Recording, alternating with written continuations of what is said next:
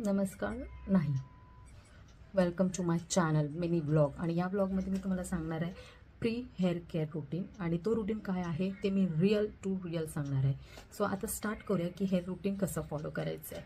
सर्वात पहिला तुम्हाला असा डिटँगल कोम झी कोम घ्यायचं आहे आणि त्याच्याने आपली हेअरची जी लेंथ असते त्या हिशोबाने असे केस विंचरून घ्यायचे. स्कॅल्पला टच झालं पाहिजे, दुखलं पाहिजे. हे स्कॅल्पला दुखलं म्हणजे तुमचे पोर झोपून होतील आणि जेव्हा तुम्ही ऑइलिंग करा किंवा हेअर सिरम लावाल तेव्हा ते रूटपर्यंत व्यवस्थित जाणार आहे. अगदी बसल्या बसल्या 2-3 किंवा हेअर सिरम लावाल तेव्हा ते रूटपर्यंत व्यवस्थित जाणार आहे. अगदी अशा प्रकारे करायचं आहे.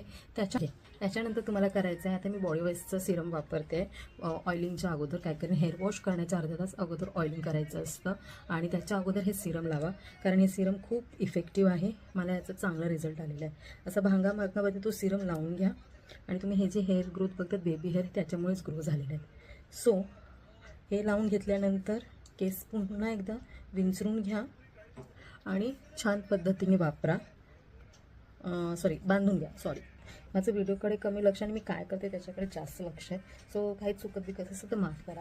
तर अशा तऱ्हेने मी माझे हेअर केअर रुटीन करते आणि ट्रस्ट मी हे जे सिरम असतात ना ते यूज करायचे असतात, कारण त्याच्यामुळे ना भरपूर इफेक्ट पडतो. केस चांगले वाढतात. माझे केस फार लवकर आणि पटापट वाढले.